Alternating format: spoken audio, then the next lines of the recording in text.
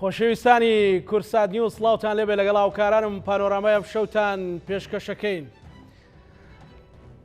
کۆمەڵێک هەوڵی چارەسەر هەیە بۆ ئەوەی دۆخی هەرێمی کوردستان و نێوانی هێز و لایەنە سەرچەکانی هەرێمی کوردستان و تەنانەت لایەنە کوردیەکان و عراقیەکانیش بەیەکەوە کۆک و تەبابن بیر لە ڕێگە چارەیەک بکەنەوە و تەکبیرێک لە حاڵی عراق بکەن بۆ ئەوەی بتواندرێت بگاتە کەنارێکی ئارام یاخود نەگاتە دۆخێکە ئاڵۆزی هەبێت. یەکێتی نیشتیمانی کوردستان ڕۆڵی لە تەبایی لە یەکریزی لە دەستگرتن بە مافە سەرچەکانی خەڵکی کوردستان لە چوارچێوەی هەرێمی کوردستان و عراق چییە؟ ئەم شەو ئەم بابەتانە تاوتوێ دەکەین لەگەڵ زۆر بەڕێزرا عەبدوڵڵا ئەندای مەکتەبی سیاسی یەکێتی نیشتیمانی کوردستان. کاکستان بەخێر بێت. سپاس بۆ بەڕێستان. لەوە دەست پێ بکەین یەکێتی نیشتیمانی کوردستان لە هەرێمی کوردستان ئەبیندرێت جوم و جۆڵەکانتان لە دوو ئاراستەیە دیوێکی هەرێمیە دیوێکی عراقیە. باسی هەرێمی کوردستان بکەین لە ئێستاە ڕۆڵی یەکێتی نیشتیمانی کوردستان لە خزمەتکردنی کۆمەڵانی خەڵک چییە؟ بەڵێ زۆر سپاس. خۆی تەبەن سیاسی یەکێتی سیاسەتی حزبێکی کوردستانی دەربەست با بڵێن کە لە عێراقا ئیش بکە ئەوەیە کە ئەبێ سیاسەکە لەسەر دوو بنەما بینە کە هەم لەسەر شانی کوردستانی هەم بۆ شانی عراقی و یەکێترێک ئێستا ئەم سیاسەی پەیڕەو دەکا و لە تاریخ خۆشی ئەم سیاسی پەیڕەو کردووە. لە ئاسی کوردستانە یەکێتی نیشتیمانی کوردستان بە تێڕوانین لەو بارودۆخی کە هەیە یعنی لە سێ ئاستا توانم بڵێم لە سێ ئاستا چڕی بکەینەوە. ئاستێکیان پەیوەندی بە حکومەت و خزمەت گوزارەکانی حکومەتەوە هەیە، ئاستێکیان پەیوەندی بە یەکریزی کوردستانی و پێویستی ئیدارەدانی ناکۆچیەکانی سیاسی کە لە کوردستان هەیە و ئاستێکی دیکەشیان پەیوەندی بە ئایندەی هەرێمی کوردستانەوە هەیە لە چوارچێوەی سازکردنی هەڵبژاردنێکی داهاتووی لە کوردستاندا. هەر یەک لەمانە تەواوکەری یەکترین و یەکێتی پێی وایە بۆ هەر یەک لەمانە پێویستە ینی نەخشارەگە هەبێ پێویستە ڕێو ڕسمێک بگیرێتە بەرکە ئەم کێشانە چارەسەر بکرێت. مەسەڵەن بۆ نمونە یەکێتی نیشتیمانی کوردستان بەشدارێکی کارایە لە حکوومەت وقت ئەو ئەرکەی خۆی دەستبەرداری نەبووە وقت لەو ئەرکەش خۆی نەدزیوەتەوە و ڕخنەکانی یەکێتی نیشتیمانی کوردستان بە درێژایی ماوەی بەشداریکردنی لە حکوومەتە بە دەنگی بەرز بێ یان بە دەنگی نزم بە زبر بێ یاخود بە ئاشکرا بە هەر شێوەیەک بێ ڕخنانی یەکێتی نیشتیمانی کوردستان ڕخنەی بەشداریکردنێکی چاکترە لە حکوومەتی هەرێمی کوردستان و بەڵام بادام بەشێکی لەسەر شانە کە بەشی ئیدارەدان و بەژایکردن لەو حکوومەتە لەبەرەوە حەق خۆیەتی کە قسە لەسەر بڵێن چۆنەچیت باشکردن و ڕێخستنی ئەدایم حکوومەتە بکە. سیاسی یەکێتی نیشتیمانی کوردستان بۆ بگرە پێم وایە سیاسێکی کوردستانی ڕاست و دروست ئەوەیە کە هێشتا ماوەتی کوردستان لەسەر بنچینەی ئەوەدا بکە بڵێ یان لە حکوومەت بیان لە معارەزە بە یان لە ئۆپۆزیسیۆن بە یان ینی زۆر کەس بەوتی جەها قسا کاڵێ قاچێک لە حکوومەت بێ قاچێک لە هین بێت دەبێ ینی هەموو ئەو ئەبعادانە ڕەچاو بکەیت. مەسەڵەن بۆ نمونە لە حکومڕانی کوردستانە چۆن قۆناغی دوو زۆنی تێپەڕەکەی مەسەن لە حکومڕانی کوردستانە چۆن بڵێن بەشداریی کارا دەکەیت لە پرۆسی سیاسی وڵاتە تا ئێستا باشترین بەشداری پرۆسی سیاسی بەشداریکردنی هەر هێزێکی سیاسی لە پرۆسی سیاسیەوەیە کە بەشێک بێ لە تشکیلی حکوومەتی هەرێمی کوردستان و ئەمە بۆ هەموو حزبەکان وابووە و هەموو حزبەکان ئەمان سەلماندووە و هەموو حزبەکان بەشی خۆیان لە مەرحەلەی جیاجایە بەشداریان کردو لە حکوومەت و ئەو بەشداریە هەم تەجربەی داونەتێ هەم مەکانەی داونەتێ هەمواتە هەم دەستخۆشی جابووە و هەمیش بێگومان تێگەیشتر بووە لەوەی کە بۆچی هەندێشتەیە کە تۆ لە دەرەوەی لە حکوومەت ینی ئەیبینی جێبەجێ نابێت ناو حکوومەت ئەمە دەرسە پێم وایە بۆ هەموو حزبەکان لە یەکێتی وابووە پارتی وابووە گۆڕان وابووە بستنەوەکان بستنەوەی ئیسلامی ینی حزبە ئیسلامیەکان وابووە و بێگومان ئێستا تا ئێستا بڵێن نەوەی نۆمان لە حکومڕانیکردن تاقی نەکردو ڕەنگە خۆیان باشتر بتوان هەڵسەنگاندن بۆ خۆیان بکەن و بزانن ینی ئەگەر شوێنە حکوومەتەوە بەشداریان کرد نەفەس و ئیشکردنیان لە حکوومەت چۆنە بێت. ئەمە بۆ کوردستان و بۆ عێراقیش ئێستا هەموو هێزە سیاسەکانی عێراق تا ئێستا ینی لە تشکیلەی 2005 تا ئێستاکە هەموو هێزە سیاسەکانی عێراق بەشداریان کردووە لە حکوومەت وەک نەخشاونەتەوە تاقە شوێنێک کە بڵێن هێزێک کە دێت و دەڕوا لە حکوومەتە تاری سەدریە کە لە ساڵەکانی پێشوە بەنەوەک بەشداری کرد بەغێر مباشر هەبوو مەسەڵەن بەناوی جیاجاوە بەشداریەک بەناوی جیاجاو ئینسحابێک کرد ئێستا ئەم جارە گەشتە مەرحەلەیە کە پێی وایە بەشداری نەکە بەڵام دەست بەشداری بکە خۆی بڵێن خۆی بە دیدگا و بەرنامەی خۆیەوە کە بۆی نەلووە ئێستا تووشی ئۆرتیباکە بۆ کە لەگەڵ عراقی تووشی ئۆرتیباکە. باش کاکستران مەسەلەن ئەمە سەرنجێک ئەگەر سەرنجێکی سیاسیانەت پرسیار لێ بکەم لەسەرەوەی کە دۆخی زۆر جار ئەڵێن لە مووسەیە لە ژیان و گوزەرانە لە سلێمانی خراپە لە چاو شارەکانی تریچێتی نیشتیمانی کوردستان ئەمەی گەیاندۆتە لایەنە هاو بەشەکەی کارتیە بەڵێ نیشتێتی نیشتیمانی کوردستان لە ماوەی ڕابردووە کە ئەو کاتەی با بڵێن پێویستی کرد لە شوێن ڕسمیەکانە لە ڕاگەاندندا قسەی لەسەر کە قسەی ئەمە کردووە هەندێک هەلومەرج هاتە پێشەوە کە ینی بڵێن تیمی یەکێتی نیشتیمانی لە حکوومەتە لەگەڵ حکوومەتی هەرێم لەگەڵ سەرۆکایەتی حکوومەتی هەرێم قسە بکە و بەشێک لە ئەو کێشانە بڵێن لە ماوەی ڕابردووە ینی هەوڵدا چارەسەر بکرێ بەڵام دیار چارەسەرێکی جەزیری نەکراوە بۆیە ئەم ڕخنانە بەنەوەیشکە وترایەوە و لە کۆبنەوەی سەرۆکایەتی هەرێمی کوردستان بە ئامادەبوونی ڕاستخادێکی نیشتیمانی ئەو ڕاستیانەی وتەوە و ئەساسەن لە ڕاستیە سەرۆک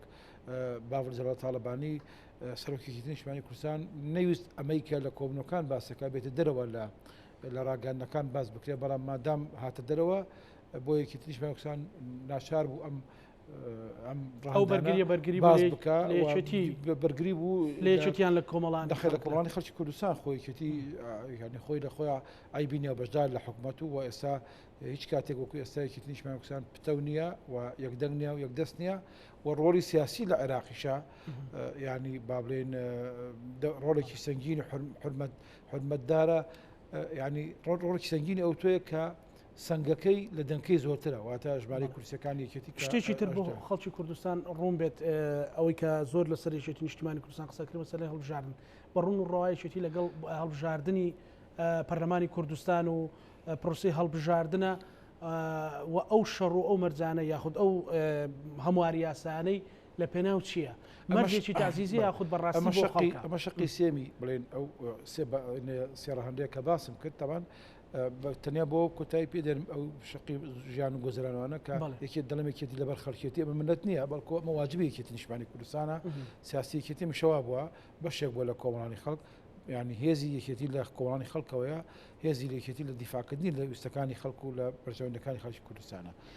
ڕوانگەی یەکێتی نیشتیمانی کوردستان بۆ لەسەر هەڵبژاردن وەک وێزگەیەک سەیرەکە بۆ چارەسەرکردنی کێشەکانی کوردستان مەسەن تۆ بۆ نمونە پێت وایە پرۆسی سیاسی دیقەت لەوە بدەین پرۆسی سیاسی لە چەند ساڵی ڕابردوو هەم لە کوردستان هەم لە عێراق ئەمە دیاردەیەکی عێراقی ئێستا تەنیا کوردستانی نیە دیارە خەڵک بە ڕێژەی پێویست بەشداری ناکە لە هەڵبژاردنەکانە ئەمە لە ڕووی دیموکراسیەوە ئەوەیە کە هەر کەسێ و بەشداریەکە مافەکەی ئەفەوتێ بەڵام لە ڕووی سۆسیۆلۆژی سیاسیەوە معقول نییە تۆ مەسەر یعنی بڵێن ڕەچاوی ئەو خەڵکان نەکەی کە تێبینیان هەیە لەسەر کۆی پرۆسی سیاسی لە وڵاتەکە لە کوردستان بێ لە عێراق بێ لەبەرەوەی یەکێتی نیشتیمانی کوردستان وا سەیری هەڵبژاردننی داهاتی کوردستانەکە وەک یەکێک لە ڕێگاکانی چارەسەری کێشەی ئێستا بڵێن کێشەکانی کوردستان و لە هەمان کاتەوە یەکێ لە ینی دریچەکانی هەر پرۆسێکی دیموکراسی پرۆسی سیاسی لە وڵاتەکە بتوێ کێشەکانی حەلکەی خۆ دەبێت بچە سەر ڕێگا ڕاستەکە کە دیموکراسیە کە هەڵبژاردنە یەکێتی نیشتیمانی کوردستان لە ڕووی مەبدەیەوە پێی وایە هەر وەختێک هەڵبژاردن بکرێ ئەبێ بۆی ئامادەبی چونکە ینی ڕێگای تر نییە بۆ چارەسەری بۆ سەیری عێراقە ڕێگەجگە لە ڕێگای هەڵبژاردن عێراقیان ڕێگای تریان نییە ئێستا کە گەسە بنبەستێک دوو جەمسەری بنبەستێک هە دیسانەوە قسە لەسەر ینی چۆن ئەم قۆناغا ئیدارە بدرێت چۆن تێپەڕین لە قۆناغی بڵێن کێشەکانەوە بۆ هەڵبژاردن لەبەرەوە توێڕوانی جیاواز بۆ هەڵبژاردن لە عێراقایە خۆ بێگومان لە کوردستانیشی یەکێتی نیشتیمانی کوردستان پێی وایە حەکەمی ئەم یاریە کە کۆمسیۆنێکە حەکەمی ئەم یاریە کە هەڵبژاردنێکی دیموکراسیە حەکەمی ئەم یاریە کە بازنەکانی هەڵبژاردنە حەکەمی ئەم یاریە کە تۆمارێکی خاوێنی دەنگدەرانە حەکەمی ئەم یاریە کە پەیوەندی بە بڵێن بە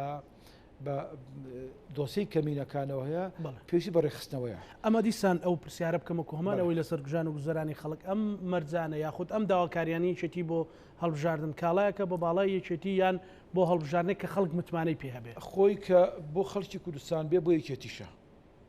بۆ یەکێتیش بێ بۆ خەڵکی خەڵکی کوردستان کوردستان هەموو حزبێک ئەتوانێت دیایە و کا بڵێ منیش واستێری بەسەر کاکەم زۆر باشە کەواتە خاڵی هاوبەشە دۆزینەوە کە ئیشێ هەموو هێزەکان بۆ بەرژەوەندی خەڵکی کوردستان کار بکەن و هەموو بەرژەوەندی خەڵکی کوردستانیش ئەبێ بەرژەوەندی تێڕانی هەموو هێز سیاسەکان بێ ئەمە مانای وایە وەکو کاک باڤڵ لە کۆتایی کۆبنەوەکە ڕایگەیان یعنی گفتوگۆکان بەردەوام دەبن لەسەر ئەم پرۆسەیە بۆی دەریچێک بدۆزینەوە کە چۆن وا بکەین ڕوو لە هەڵبژاردێکی تر بکەین کە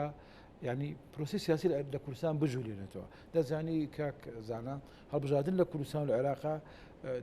نازانین دیارە هۆکارەکەی چییە خەرجێکی زۆری تێچە کە خەرجێکی زۆری تێچێت دەبێ ڕێوشۆنەکانی ئەوەی کە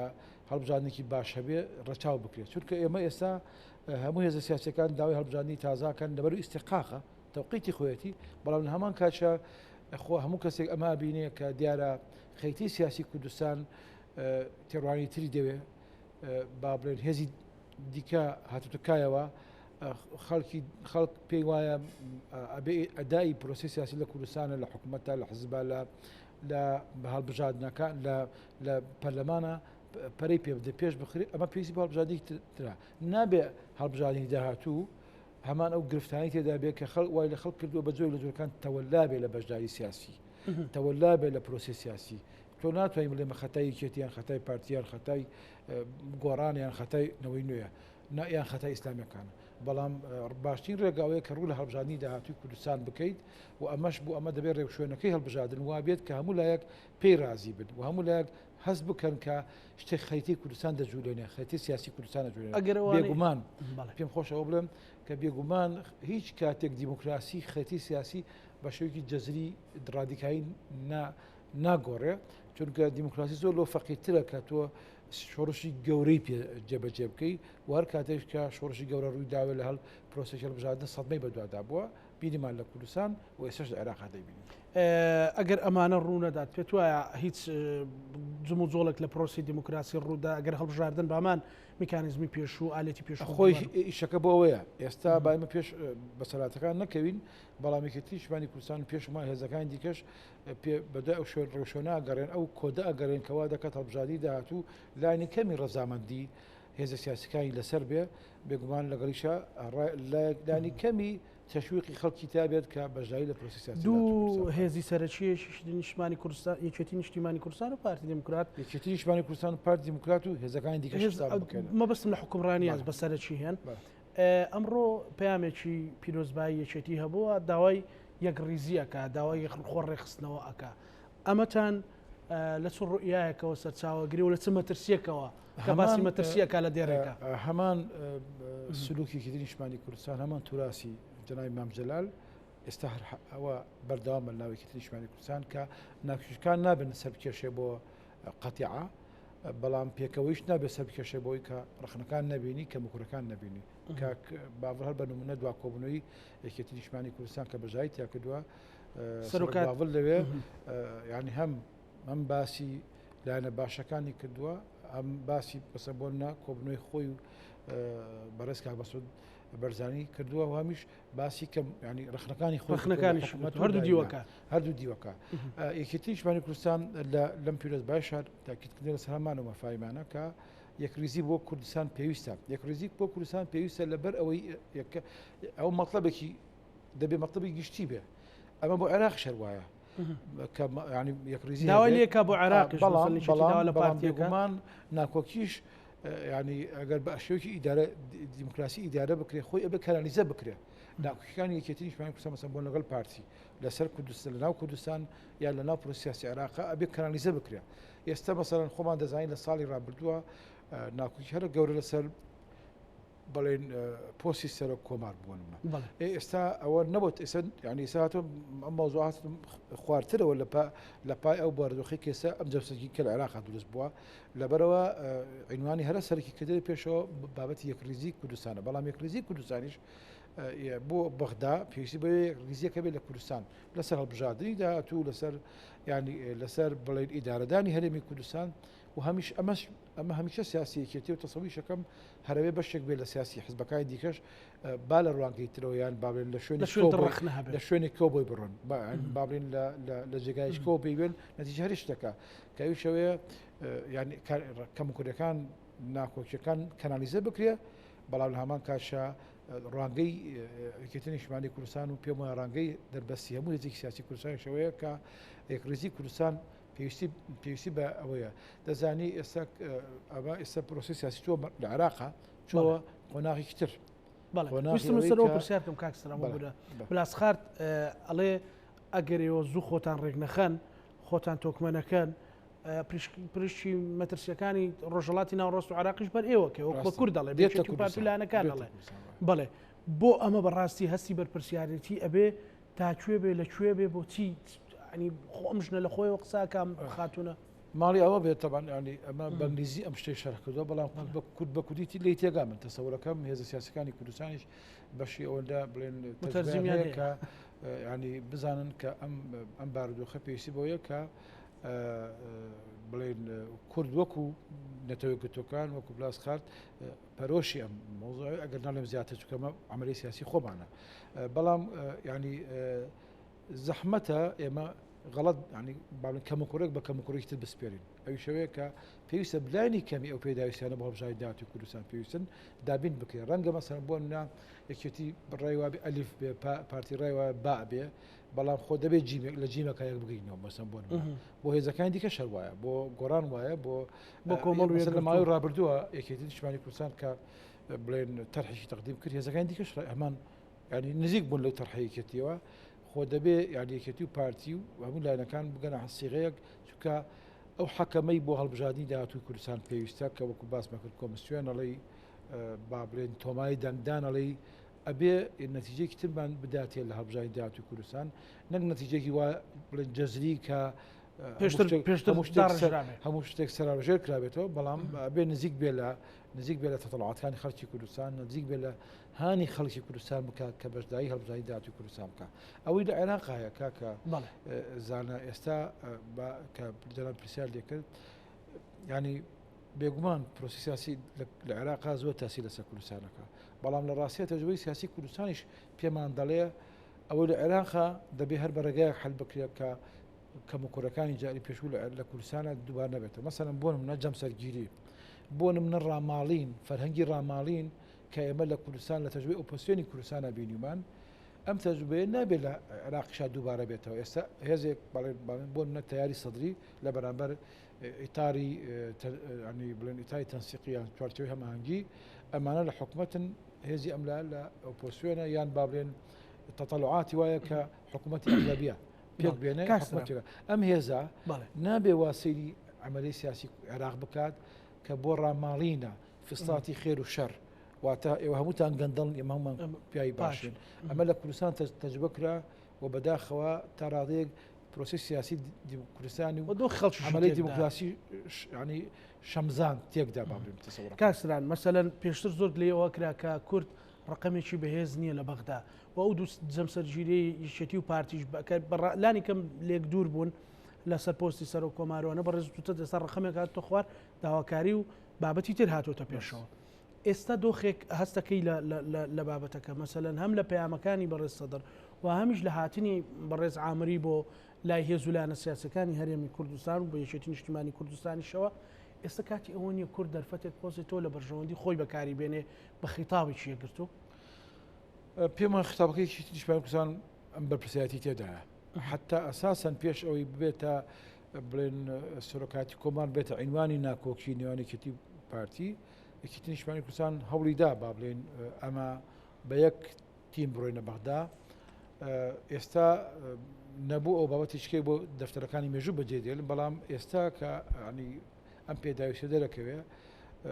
دیارە پارتیش دوور نییە لەم تەسەوڕەی کە بڵێن تەحالفی پارتی لە مەرحەلی ڕابردووە لەگەڵ تیاری سەدری و لەگەڵ بڵێن بەرەی سونەکان تەحالفەکەی نەماوە کە نەماوە خۆ پارتیش تەمسیلی تیارێکی بەهێزەکان ناو سیاستی کوردستانیە بۆیە ئەوش ئێستا بێتە بەشێک لە پرۆسی حکوومەتی داهاتووی عێراق ئەگەر تشکیل بێت بە هەموو تەفاسیلانی کە ڕەنگە تێوانی پارتی مەسەن بەیانێکی دەرک لەسەر مۆزوعاکە دەڵێ هەڵبژاردن بەم شێوەی بۆ منە کە عملیان ینی بڵێن هەمان ئەو تێوانی نیە مەسە بۆ منە کە تای سەدری هەیەی بۆ نزیکتر لە تێوانی بۆ ینی بابرێن هێزەکانی دیکەی سیاسی لە عێراقا لەبەرەوە ئێستا ئەم هاتنەی بەڕێز هادی عامری بۆکو تەحالفەکەی خۆی وەکو شتێک نزیک لە ئیتالی تەنسیقیش وەک خۆی هاتووە وەکو تشکیلەکەی خۆی هاتووە کە ینی فتح بەڵام نزیکیشە لە تێڕاینی بابلێن تای سەدری مادام بەدای دەریچەیەکە گەڕێ بێکێتنیش مەسان یەکسەر بە خێراتنی ئەم ئینەی کرد ئەم تەرحی کرد چکە لەگەڵ تێڕانی خۆشیا گونجێت کە ئەم کێشانی لە عێراقەیە بە گفتوگۆ چارەسەر تەحویلی دایەوە بۆ داوای کرد لە هەمان لە پارتیش ینی ئەمە ئەکرێت چیتری بۆ بکرێ بۆ بێتە مەخرجەکەەوەیە کە شوێنێک هەبێ کە تای سەدری و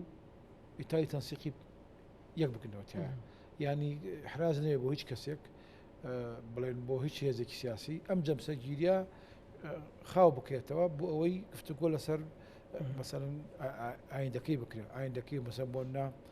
زۆر باشە هەڵبژاردن بکرێ ئایەکەی بکرێ ئەم ساڵ داهاتوو زۆر باشە ئەگەر بۆ منە حکوومەت تەشکیل بێ کە یەکی لە مەطلبەکانی ئیتای تەنسیقی مەسەرن بۆ منە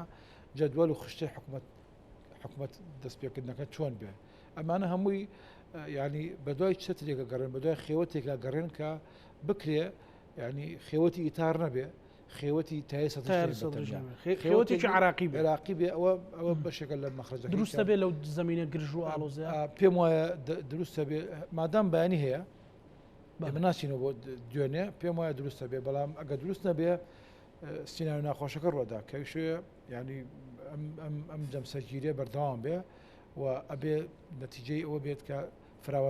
فراوانترە بێ نەتیجارە چینەوە سەرچی هەرەوەی کە خێوەتێکی گەورەتە دروست بکرێ لەبەر ئەگەڵ خێوەتە ئامادەیە بەڕای من هێزەکان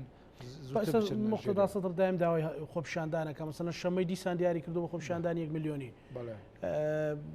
مەسەن خۆی 890,000 شتێک دەنجی هێناوە شش داوای 1 میلیۆنیەکە لێرەیە ئەم میلیۆنیە دووبارە سەرناچێشی بۆ شتی تر هەمیشەش لە بەریانبەری ئایتاڕی تەنسیقی داوای خۆپیشاندان خۆی تەبان خۆپیشاندان بە تایبەتی گەر هێزێک تەنزیم بکرێ دوو ڕێگای لە پێشانی هێزێک تەنزیمی دەکا و هێزێک دەوڵەت شەبێ بیپارێزێ ئەگەر ئەم ئەگەر لە چوارچەوەی دیموکراتیکی سەیریکە شتێکی گرنگ احتیادیە زۆر نۆرماڵە نەک نۆرماڵە بەڵکو مەحبوبیشە لە ناو پرۆسی سیاسی دەوڵاتەکە بەڵام ئەمە ئەگەر زۆر بخایانێ تەوقیتەکانی زۆر بخایانێ زۆر دووبارە بێتەوە خەرجەکەی زۆرە بێ خەرجی ینی سیاسی زۆرە بێ و با بڵێن هیلاکیکی زۆری شێبێ و ڕەنگە ینی لە دەست دەربشێ ئێستا بەسەرەن بۆ منە تای سەدری لەسەر مەبدەئی بڵێن تاعای عەمیاوەتە ینی بە قسەکردنێکی کوێرانە کە مەفهومێکی دینیە ئەتوانێت کۆنتۆلی جەماوەڕێکی خۆی بکە ئەتوانێت ینی لە کوێر جەماوەری خۆی ڕاوەستێ و کلیکوێ دەست پێ دەکاتەوە بەڵام ئەگەر لە دەست جێچێ ڕەنگە کۆنتۆل نەکرێت لەبەرەوە باشتر وایە کە لە پەنا ئەمەی کە ئەم ڕێگایی کە خۆپیشاندانە بیرێکش لە ڕێگای خێوەتەکەش بکاتەوە چونکە ئیتاری سەدریش بیلەوە تەنسیقیش ئەڵێ ئەوان ملیۆنەکەین ئەمە ڕەنگە بتوانین 2 میلیۆن بێنین ڕەنگە 2 میلیۆن ملا ببالغە بێ لە بەغدادا لە بەغدایەک جار پێم وایە لە تاریخی عێراقێک جار خۆپیشاندانی 1 میلیۆنی کراوە کە لە 59 ئەوانە مامۆستا بەهادی نووری وەکو سکرتێری وەکو کەسادی داری حزبی شوعی توانی ینی ملیۆنی خەڵک بڵێتە سەرجادە لە عێراقی و کاتە باوەڕ ناکەم ئێستا کامیرەکانە توان وەک ملیۆنێک نیشانیدەن بەڵام زەحمەتە بابێن هیچ هێزێک بتوانێت ملیۆنی خەڵک بێتە شوێنێکی دیاریکراوە دەرفەتەکەی لەبار نابێ کاتی خۆی بۆ بە قسێکی جەنای مامجار بێنەوە کاتی خۆی کە بەڕێز مدەکەی تەواو بەڕێز جەعفەری بۆ حکومەتی داهاتووی عێراق لە ناو ئیتاری بڵێ کاتە شیعەیەک بەڕێ هەواڵی بەڕێزی کە هەڵبژێرا ئەو کاتە بەڕێز مالکی هەڵبژێرا پێیان باش مالکی بێ خۆپیشاندان هەبوو لە شوێنێک یەکی لە سەحافەکان پرسیای لە جەنای مامجار کە سەر کۆمار بوو جەنای مامجەلال ئەوە خۆپیشاندان لە فلان جێگە لە شەقامی فلان داواکەن ئەوە کە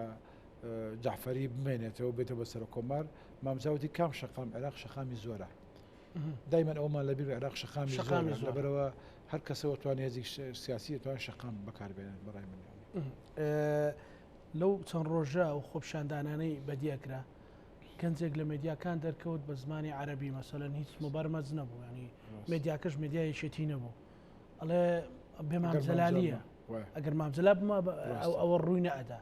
ئەمە بۆ یەکێتی تێگەیشتنیی هەیە. ئەمە بۆ یەکێتیەوە گەنی کە بلەسەم توراسە بەردەوام بێ بۆ عێراقیانش ئەوە دەگەێنی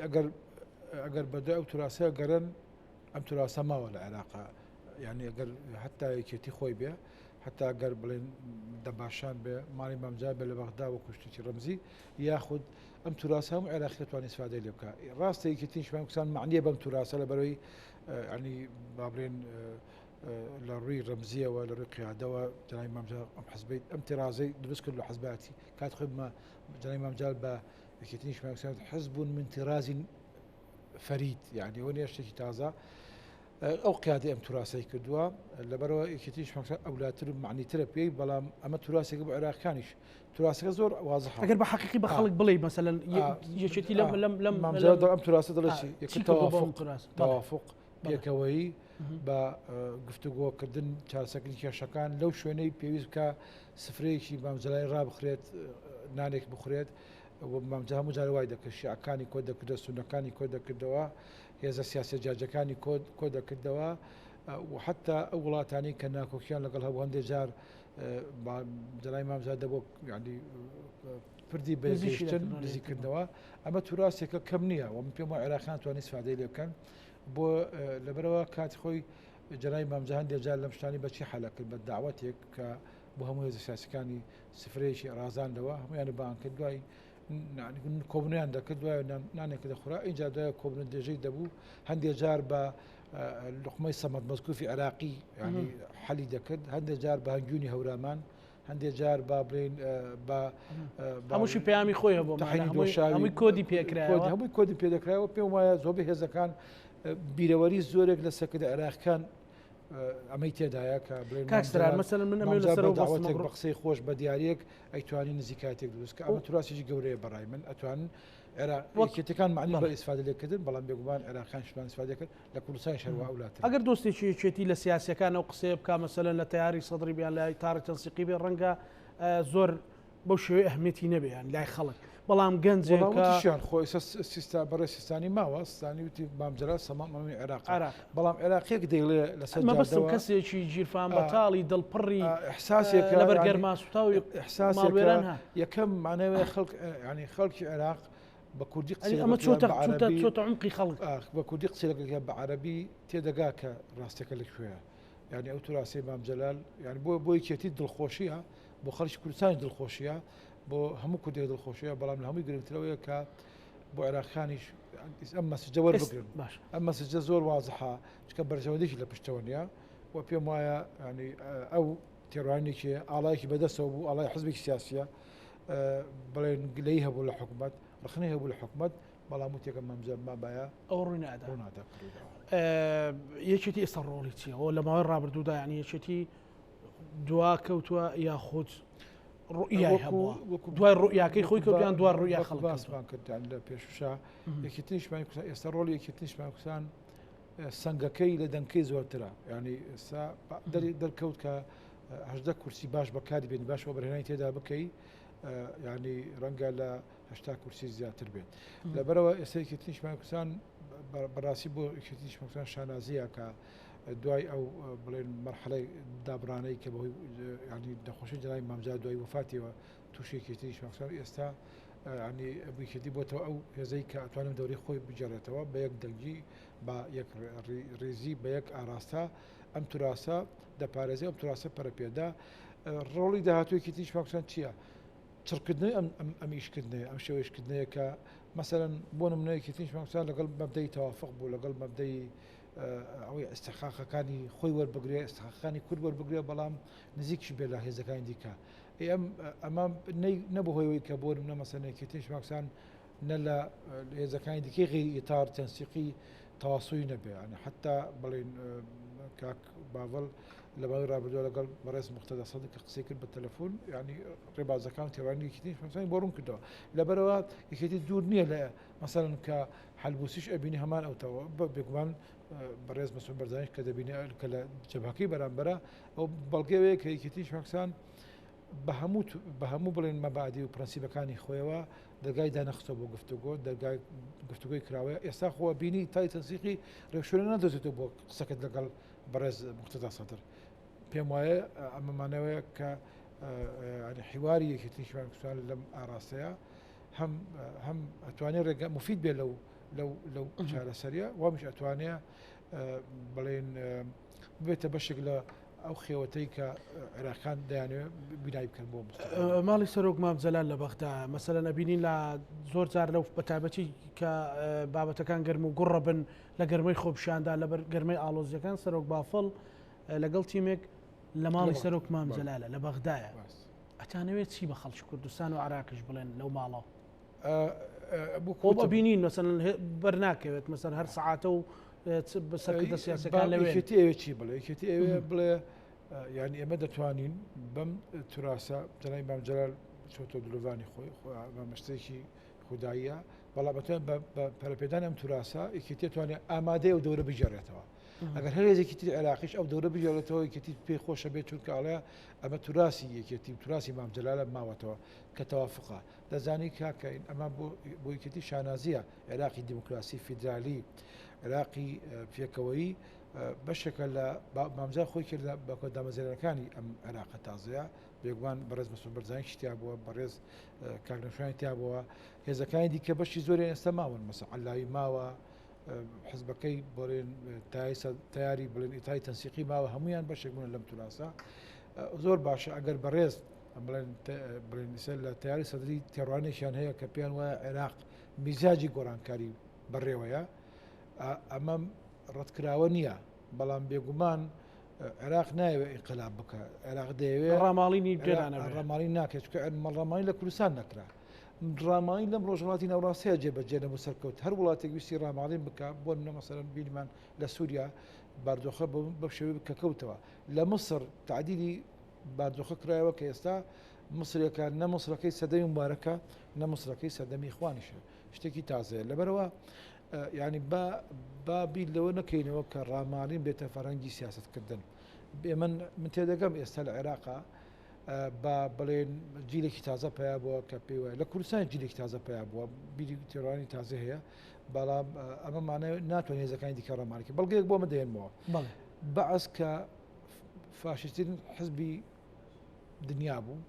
و زەرێکی زۆر گەورەی بە عێراقیان زەرێکی زۆر گەوری بە ڕۆژهەڵاتی ناوڕاستگەیان کە لەگەڵ ئێران شەڕی کرد لەگەڵ دەوروبەری کوێتی کرد لەواتە خەلیجی عاز کرد لەگەڵ تورکیا کێشەی هەبوو لەگەڵ هەموو وڵاتانە بە شەرق و غەربەوە عێراق کێشەی هەبوو لە سای بەعسا هێشتا بەعسیزم لە ناو عێراقا بنبڕ نەکراوە ینی هێشتا خەڵکانێکێ بەم چەریقەیە بیرەکەن مناڵم هێزی فلانی تەمسیلی بەعسەکە بەڵام ئەمە باشترین بەڵگەیە کە هێزی سیاسی تازەی دوای دروستبوونی عێراقیش دوای دروستبوونی عێراقی تازەش بێگومان ئەمە تو ناتوانانی بەڕامانی ڕای ماڵی ئەمە باشترین بەڵگەیە کە هێشتا ئەبێ هێزی سیاسی تازەکە دروستە بێ پێیوان نەبێ ڕای دەماڵێ خۆی تەڕوانێکی تازە دێنتە پێشەوە تەجبە پێمان دەڵێ کە دیموکراسی بریتە لەوەی کە بەرامبەرەکان قبول بکەی ئەو پێماگاتە سەدر پێت وایە لە دوانجارە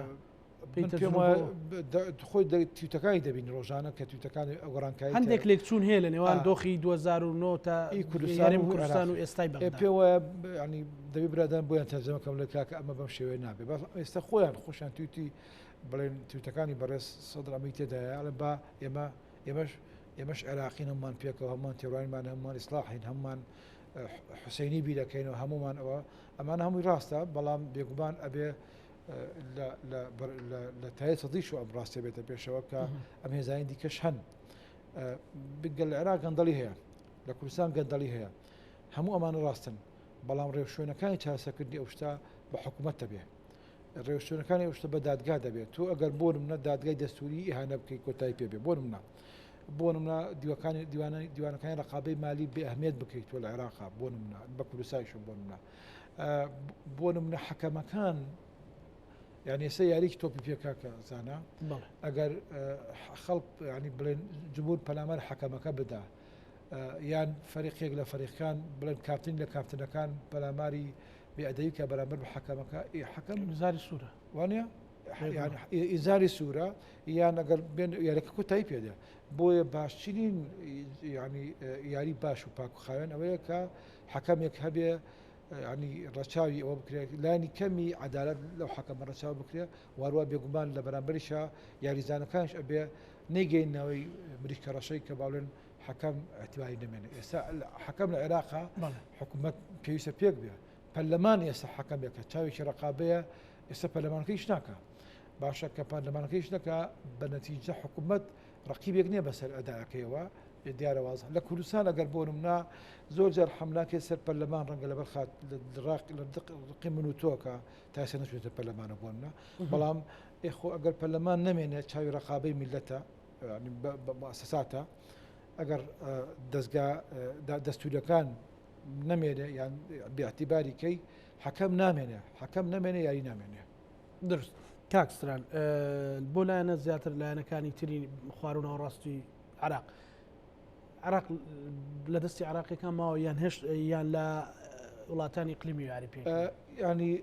ئەگەر قسە لەسەر ئەو بکەین مەسەن خەریتەی سیاسی عراق و دەوروبەرەکەی بکەین هیچ کەسێک نەیوتوە عێراق بەدەرە لە بڵێ تاسیراتی خارجی ڕەنگە ئێستا دنیا خۆی وای لە هاتبێت کە زەحمەت بڵێ وڵاتێکە بێ ینی بڵێن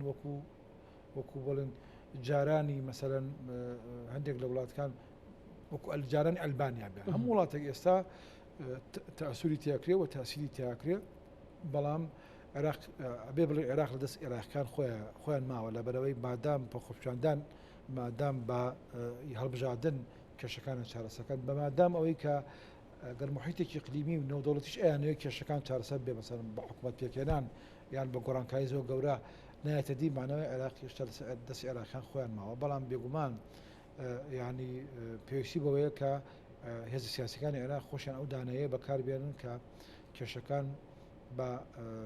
وا بێت کە لە دەستی عێراقیان خۆی چارەسەر بکە و بەدەستی عێراقیان مێنێتەوە و ئەو گرەیەی کە لە دەستە نەکرێت نەبێت دەم پێم وایە ئەتوانێت چاسەر بکەیت کێشەکان ئەگەر مەبەستمان لەوەی بێ عێراق لە دەستی عێراقیان نەماوە مەسمان تۆمەتبارکردن بێ زۆر بە زەحمەتە ئەتوانم بڵێن چونکە ئەمە ینی کەس ناتوانێت ئیتیامی کەس بکە بڵێت تۆ عراقینی لە دەری نیشتمانێتیت ئەو خەت و هێڵانەی کە ئەبیندرێت مەسەلەن لە ئێستا ئەو یاری کە ئەکرێ بیندرێ مەسەلەن مێزی گفتوگۆ چۆڵ کراوە شەقام قەرەباڵغ کراوە لەوێ لە شەقامەوە جۆرێک لە دانوستان جۆرێک لە خۆپشاندان هەیە ینی عەرزی سیاسی هەیە پێت وایە سەر پێشێ بۆ ئالۆزیی مەترسیدار ئالۆزی لە پێشە بەڵام ئەبێ ئەم ئالۆزیە شتێکی بینین ببێتە ینی بێتە پەرۆشی بۆ ئەوەی کە نێڵم ڕووبدا ئارۆزی لە پێشش کە عێراق ئەگەر کێشەکان چاسەنەکەی بێگومان نەک عێراق هەر وڵاتێک لە دنیا ئەگەر مێزی گفتوگۆیان نکاتەوە شەقام بڕیارەدا شەقامیش بڕیاییدا ئەمڕۆ شەقام بەهێمنی دەڕوا ئەمڕۆ بە دیموکراسی دەیکا ئەمڕۆ بە سلمیەت ئەڕوا بەڵام چی ئەڵێ مەسەرەن بۆنە خەڵکانێکان زانین کە فاکتەری هێزی جەماوەری ئەبێ بۆ گوشار بێ بۆ گفتوگۆ نابێ بۆ گوشار بێ بۆ لە دەستدەچوون ینی ئێستا زۆر جار باسی ئینمان کرد ینی بڵێن وەرشمان کرد لە ئۆلمپیادەکانە زۆر فەریق هەیە کاکە زانە زۆر وڵات هەیە احتمال کاسە جیمناستیک یەک یاریزان بەخێوەکە وڵاتەکەی پێناسێت زێرینێکی پێهێنێتەوە مەدالێکی زێرنی پێهێنێتەوە مثلەن یەک ملاکم بەهێز بە قوتەکە پارێکی زۆی لێ خەرجەکە عینەکی زەرین دێنێتەوەکە خۆیان فەریقە ینی فەریقەکانی دنیای سێ وڵاتانی هەژاری دنیای سێ ئەچن یەک فەریقی گەورەی تۆپی پێیان کوڕە سەرلا یان بابێن تایرە بەخێوەکەن ئینەکەن ئەگەر بوتڵەکە نەباتەوە ینی